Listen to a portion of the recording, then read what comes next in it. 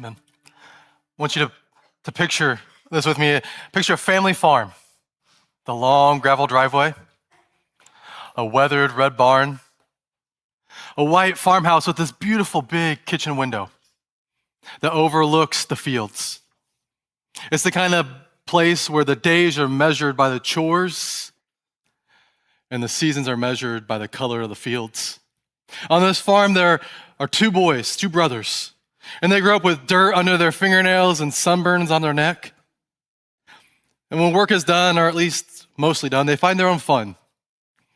On this particular afternoon, the chores have gotten done early, and the two boys find a baseball and two gloves. And at first, they're tossing it back and forth. Just two brothers and a ball, and the thud of leather echo across the property. On this particular afternoon, this simple game doesn't stay simple very long, does it? How many of you guys have boys that you know the little games don't stay little very long? And pretty soon one of the brothers throws it a little harder, and the other one throws it a little higher, until soon it becomes a contest of who's got the bigger arm, who can throw it the farthest. And the younger brother glances over at the house and says those three words that get us into trouble so much. Bet you can't. Bet you can't throw it over the roof. And now some people hear this and they walk away, but not these brothers. The older brother steps back, eyes it up, plants his feet in the grass, and with all of his might throws it as hard as he can. And it looks beautiful. It starts to echo or arc across the sky. But geometry and gravity take over. And the ball doesn't go over the roof. Instead, it crashes through the window and straight into the kitchen sink. And you can hear the echo of the crack, the tingling of glass, and then silence. The kind of silence that makes your stomach drop. And inside, in the kitchen, the mother freezes. Outside, the two boys stop mid-breath, hearts pounding in their chests. And she comes to the window, or at least what's left of it, and sees a jagged hole, and sees that ball in the sink. She walks out on the back porch and asks that question that parents have been asking since Genesis. Who did it? Who did it? The younger brother moves first. Not me, I didn't do it. He's very quick to dodge and to get his name away from the broken glass. The older brother says nothing for a moment, eyes drop to the ground, and then tries to avoid the spotlight. And he shrugs and mutters something, I don't know, Mom. We were playing and it happened. Kind of like the wind and the ball just had a mind of their own. Two brothers, one broken window, one quick denial and one dodge, but the evidence is clear. It's right there in front of him. It's lying in the sink. But in that moment, neither boy says the simplest, truest statement, I did it. And that little scene isn't just about the kids on a property somewhere. It's about something that lives in every heart. That need to hide from punishment, to dodge shame and guilt keeps us frozen outside, staring at that broken window, refusing to step inside and admit, I did it. When we don't really grow out of that instinct, we just get more sophisticated with it. Where we can laugh about that story, but when the tables are turned, when we're the one confronted with our own failures, what do? Have you ever been scrolling on social media or watching the news and you see somebody that was caught doing something wrong? It's obvious, the evidence is right there, the ball's in the sink. And they're quick to dodge it and say, it wasn't me. We can see their failure and we can see their lies and we scream, just own up to it, stop trying to hide. And we can see it in others, but do we see it in ourselves? Jesus knew this impulse. So one day as Jesus says his teaching in Luke chapter 15, he's teaching and it says there was a great crowd of sinners and notorious people. the worst of the worst. So Jesus was teaching and eating with them. And this religious leaders, the people who are really good at looking through the window and pointing out other people's mistakes, are in the crowd. And he starts telling these stories because they get the job done a lot better than just owning it. But he says this story. He says there's a rich father that has 2 sons. He says one day the younger son comes to the father and says, "Dad, I want my money now. I want my inheritance now." Which is essentially saying, "Dad, all you're good for is your money. I wish you were dead. Give me the money now." And the father isn't offended. He doesn't give him a lecture. It says, "All right," and give him the money. And then walk into that destructive decision that he was about to make. And it says a couple of days later, the son packs up and he walks away from his family. He walks away from his father's love. He walks away from his home and he burns through that money so fast on everything that he thinks will make him happy. He chases pleasure and parties and people who love the money more than they love him. And before long, that money is gone and so are the friends. And so are the parties. And he finds himself broke and broken and alone and starving. And he's reduced to feeding pigs just to survive, doing the kind of work that no good Jewish boy ever thought he might be doing in a place he didn't expect to be. And it's in there, in the filth, at rock bottom, that this thought finally breaks through the son's head. And he thinks, my father's hired servants have it better than this. Maybe I could go home, not as a son, but as a servant. I'm going to fess up. I'm going to go apologize to Dad and say those words, "You were right, Dad." So I can imagine as he's walking home, the long journey home, he's rehearsing the lines in his head. Have you ever had a hard conversation that you had to rehearse in your head over and over again? You're like, "Man, I hope I don't have to go into this conversation." And as he's walking home, he's thinking to himself the speech he's prepared. He said, "Father, I've sinned against heaven, and before you, I'm no longer worthy to be called your son. Father, I've sinned against heaven, and before you, I'm no longer worthy to be called your son. Father, I've sinned against you." And he's thinking that with every step, the weight gets heavier and heavier. And I can imagine he's expecting to walk into anger. He's expecting to walk into distance from his father. Maybe even a closed door, maybe somebody telling him no. You've messed up. But Jesus tells us that while he was a long ways off, his father sees him and he goes running out to him. He hugs him and he kisses him. And before he can get the speech out, it says that his father's putting new shoes on his feet, the best robe, putting a ring on and throwing a party for him. Like, that's wild. The father doesn't make him pay back what he owed. The father doesn't put him on probation. The father doesn't hold him at arm's length. He celebrates and he says, "The son of mine that was dead is now alive again. He was lost and is now found." But Jesus isn't done with the story. It says the older brother was working out in the farm and he goes back and he hears the party that's going on. And so he asks one of the servants, he says, "What's happened?" And he said, "It's your brother. He's home. Dad's throwing a party." And it says the older brother, refused to go inside and said he looks through the window. And he's angry. It says he looks through the window and he refuses to go in. He sees his brother and he sees the pain that his brother brought. He sees the sin that his brother brought onto the family. He sees how his brother is this big screw up and he's angry that his dad would accept him back.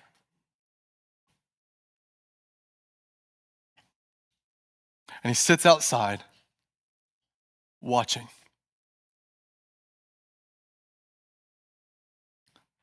See, this wasn't just the posture of the older son here.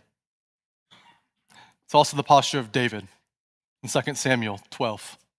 David had messed up. He had done wrong. And so God sends the prophet Nathan to him to go say, "Hey, get his attention. Tell him this story. He's not paying attention. I need you to pay attention to him." And so In 2 Samuel 12, God sends David, and it says this, starting in verse 1. It says, there were two men in a certain city, one rich and the other poor. The rich man had very many flocks and herds, but the poor man had nothing but one little ewe lamb, which he had bought. And he brought it up, and it grew with him and with his children, and it used to eat of his morsel. It ate from his own plate, and it drank from his own cup, and it lied in his arms, and it fell asleep on him like he was a daughter. I had that in there. Now came a traveler to the rich man, and he was unwilling to take one of his own flocks or herds to prepare for the guests who had come in. But he took the poor man's lamb and slaughtered it and prepared it for the man who had come to him. And David hears this voice, and he hears this story, and it says that his anger was so great against that man that he is kindled against him. And he tells Nathan, as surely as the Lord lives, that man must die. He's going to repay 4 times what he owes that man. And because he did this, because he had no pity. You see, David looked through the window of the story, and he saw these two men. And he saw the injustice that took place. And he saw the sin that happened. And he saw the rich man with the power and how he abused it and how he took advantage of the other one. And he said those words that we've all heard before, somebody always has to pay. And that's what he believed, that somebody had to pay. And if I'm honest this morning, there have been times in my life where I thought just that. That I've been wronged, that I've been hurt by other people. And instead of grace and mercy, I've thought somebody has to pay. I can still remember growing up, I had a younger sister who was a little bit annoying, a lot bit annoying. Sorry if you're watching. We get over it now, we'll talk. I'll call you later, it's okay. And I can remember her one time going to my room and stealing my favorite toy. She stole my Game Boy because it was awesome. And when I found out, I took it back, and then later I went and took one of her toys too, because somebody had to pay. And it was pitiful as whatever. I was young. I learned. But that's David here. Nathan comes to David and tells him, somebody has to pay for your crimes, David. And he looks at David and says, you are the man. You're the rich man in the story. You're the one who looked at Uriah's wife. You're the one that took her. You're the one that had him murdered to cover up your lies. It's you. You're the problem. And now somebody has to pay. You see, in David's time, there was a system for crimes. If an ordinary man did what David did, the law said he deserves to die. But David wasn't just bending the rules, he was stepping into death territory here. But David wasn't just an ordinary man, he was the king. He was the one who should be held to a higher standard, but instead he used his power and his position to take advantage of other people, to break the rules and to cover it up. You see, when the king broke the law, the people might not hold him accountable because he had the power. But God did. David's crown didn't shield him from God's verdict. He was a liar, he was an adulterer, he was a murderer, and under the laws, those were capital offenses, and somebody had to pay. There wasn't a simple sacrifice that was going to make them go away.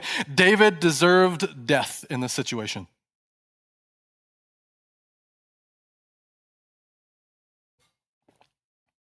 See, here's the thing. That window that David was looking through, the story, it actually turned out to be this mirror that he was staring right back into. That window became a mirror into David's own heart.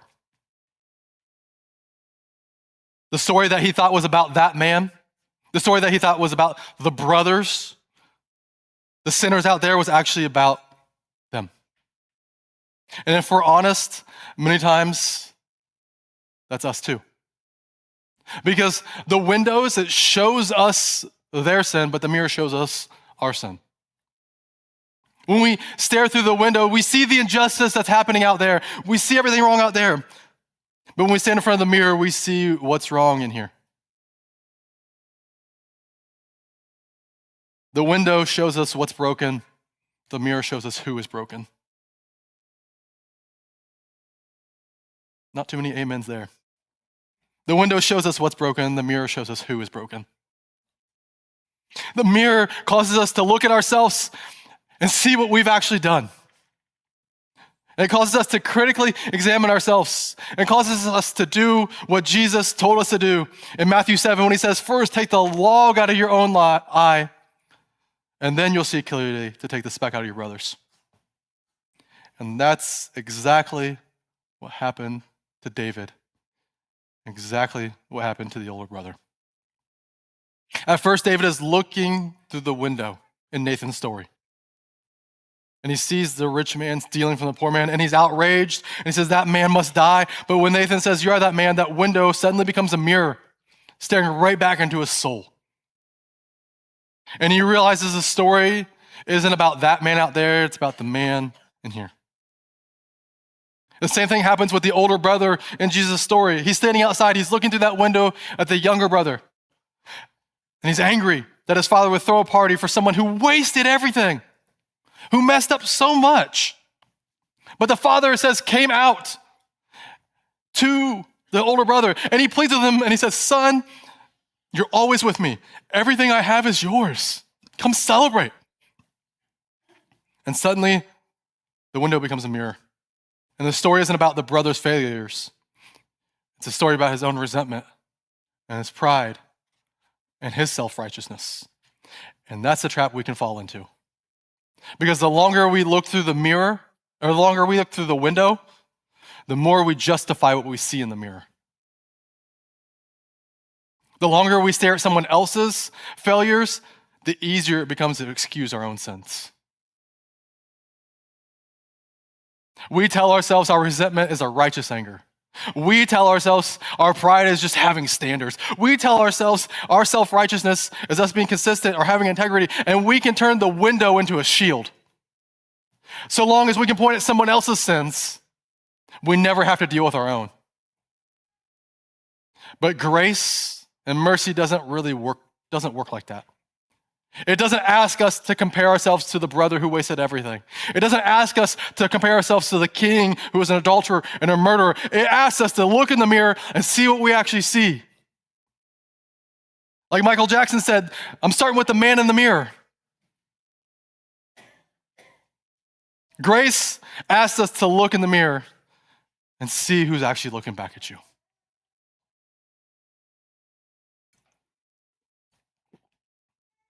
And that's what David did. He finally did it. He doesn't stay outside and compare himself to someone else who's worse than him. He takes Nathan at his word and turns to face the mirror and turns to face his own heart. And it's out of this deep introspective work that we get David writing Psalms 51. Psalms 51 is what it sounds like when the window finally becomes a mirror. It's David standing there with no more excuses, with no more stories about that guy over there, and instead just an open, honest conversation with himself and with God. He doesn't try to dodge. He doesn't try to blame Bathsheba. He doesn't try to blame his position or the pressures that come with it. He finally says, God, have mercy on me. I know I'm a sinner. I know my transgressions and my sin is ever before me. In other words, David stops pointing out the window and he starts facing the mirror. And he moves from that man deserves to die, that I'm the man, God have mercy on me. And I wonder how many of us are caught right there this morning, looking somewhere between the window and the mirror. We can clearly see everybody else's wrongdoings and everybody else's sin. But God, in his kindness and his mercy, is asking us to step in front of the mirror and see what's actually going on in our own hearts. And pray this Psalms 51 prayer. So I don't want you to just hear me talk about Psalms 51. I want you to hear David talk to God when that window finally becomes a mirror. As Libby reads this, don't just listen to it like it's old history. I want you to listen to it like it could be your prayer or my prayer or our prayer together. Go ahead, Libby. Have mercy on me, O God, according to your steadfast love. According to your abundant mercy, blot out my transgressions. Wash me thoroughly from my iniquity, and cleanse me from my sin. For I know my transgressions, and my sin is ever before me. Against you, you only have I sinned and done what is evil in your sight, so that you may be justified in your words and blameless in your judgment. Behold, I was brought forth in iniquity, and in sin did my mother conceive me. Behold, you delight in truth in the inward being, and you teach me wisdom in the secret heart. Purge me with hyssop, and I shall be clean. Wash me, and I shall be whiter than snow. Let me hear joy and gladness. Let the bones that you have broken rejoice. Hide your face from my sins and blot out all my iniquities. Create in me a clean heart, O God, and renew a right spirit within me. Cast me not away from your presence, and take not your Holy Spirit from me. Restore to me the joy of your salvation, and uphold me with a willing spirit. Then I will teach transgressors your ways, and sinners will return to you. Deliver me from blood guiltiness, O God of my salvation, and my tongue will sing aloud of your righteousness. O Lord, open my lips, and my mouth will declare your praise. For you will not delight in sacrifice, or I would give it. You will not be pleased with a burnt offering. The sacrifices of God are a broken spirit, a broken and contrite heart, O God, you will not despise. Do good to Zion, and your good pleasure build up the walls of Jerusalem. Then you will delight in right sacrifices, and burnt offerings, and whole burnt offerings. Then bulls will be offered on your altar. That sounds like a man who's finally stopped staring in the window and started looking in the mirror. And it's not a shame speech to cry for mercy. David looks in the mirror and he's not happy with what he sees. He's not happy with the man staring back at him. And he doesn't try to hide it. He doesn't push it off for some time later. He doesn't push it off for another day. He says, I need to deal with this today. And he cries out to God, who is the only one who can change him, who is the only one who can offer him mercy, who is the only one who can make his heart and his soul new. And Psalms 51 isn't just David's journal entry. It's a template for us.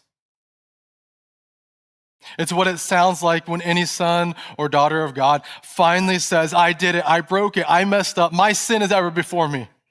Have mercy on me, O God. Forgive me. Renew a right spirit within me.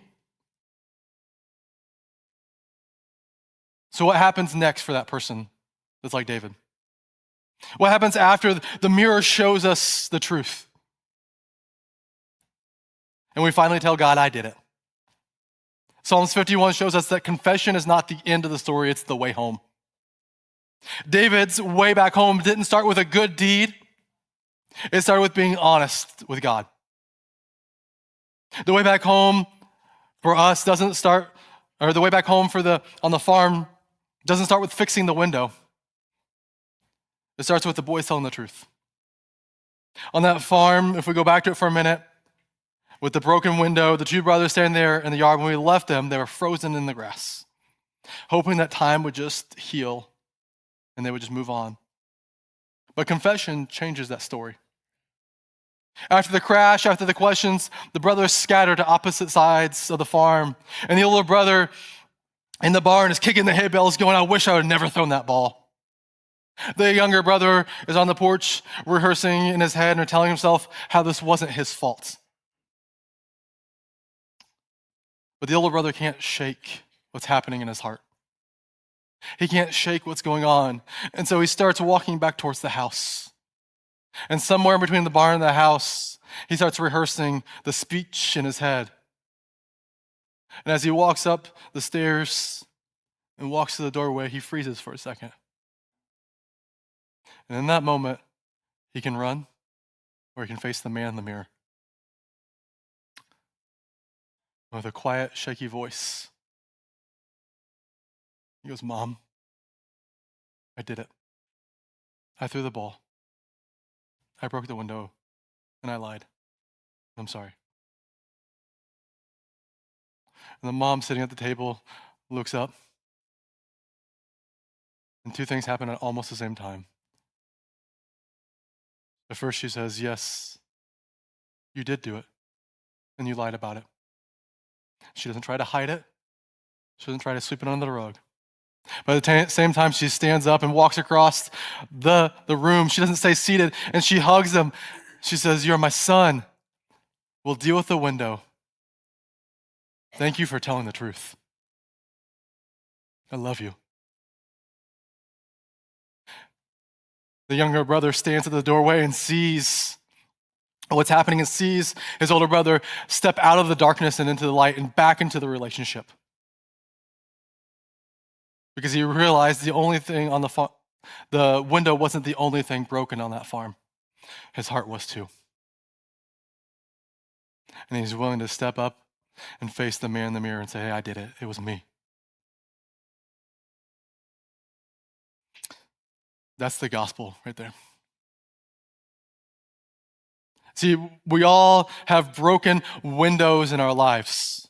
We all have things we've thrown, decisions we've made that we regret, words we've spoken that shattered relationships in our lives or in someone else's lives.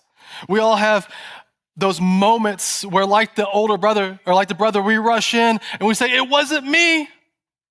Or we shuffle our feet and hope the questions and the spotlight go somewhere else.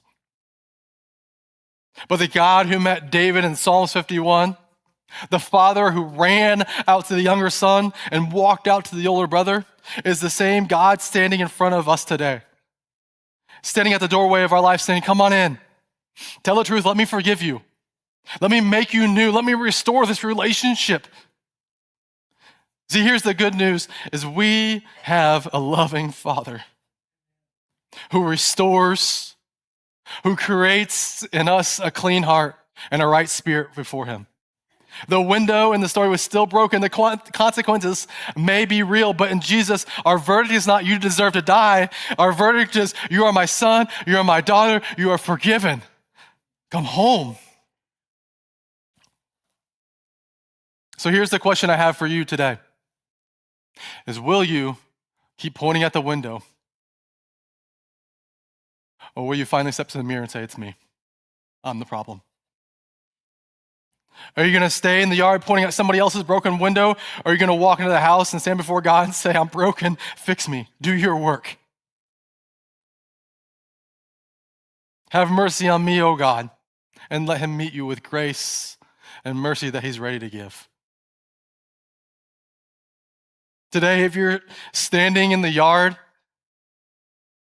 and you see the broken window and you feel the weight of what you've done, maybe like David, you tried to hide it. Maybe like the older brother, you've been focusing on what somebody else has done, and you've gone, I'm not really that bad. But Psalms 51 tells us there's always a way back home. There's always a way back to God who loves you, who cares about you, and he wants to offer you grace and mercy. So the band's going to come up, and in a moment, we're going to close with, "Oh, come to the altar." I don't want this just to be a song that we sing or words that we read on a screen, but I want it to be a step that we take, church. An altar isn't just a piece of furniture up here. It's a place where we can come, we can bring our sin and our shame and our broken windows and our broken past, and where we can meet a God who already knows us, who loves us despite our past, despite our sins and our failures.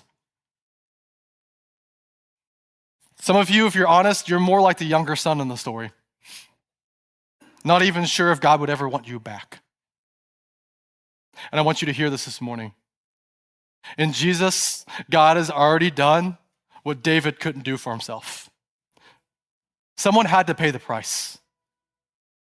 Not David. It's not you. It was Jesus. On the cross, he took the death David deserved. The death we deserve. So we could receive grace and mercy instead of judgment. And if this morning you know you've never really come home, never started a relationship with him, the Father is waiting with open arms. Then come on in, come home. Let me give you grace and mercy. Don't stay hidden behind the window. Take that walk. I wanted to invite you, as we sing this last song, if that's you, to come to the altar. Don't stay hidden. For those others of you, you're following Jesus, but you're carrying something hidden. You have broken windows in your story, a habit, a secret, a resentment for somebody, a relationship that you've been dodging.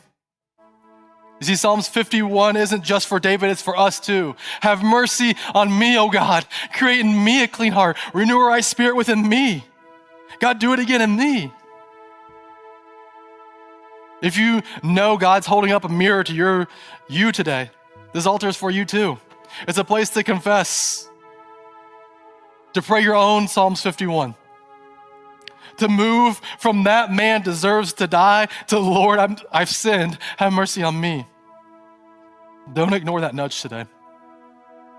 You see, on the farm, the story changed the moment the boy finally walked into the house and told the truth. In Luke, the story changed the moment the son started that journey home. In David's life, the moment changed when he stopped pointing through the window and he started looking in that mirror and said, God, have mercy on me. And today, your story can change too. You see, windows show us what is broken, but the mirrors show us who is broken, and it's us. See, the altar is where broken people meet a gracious God and a loving Father.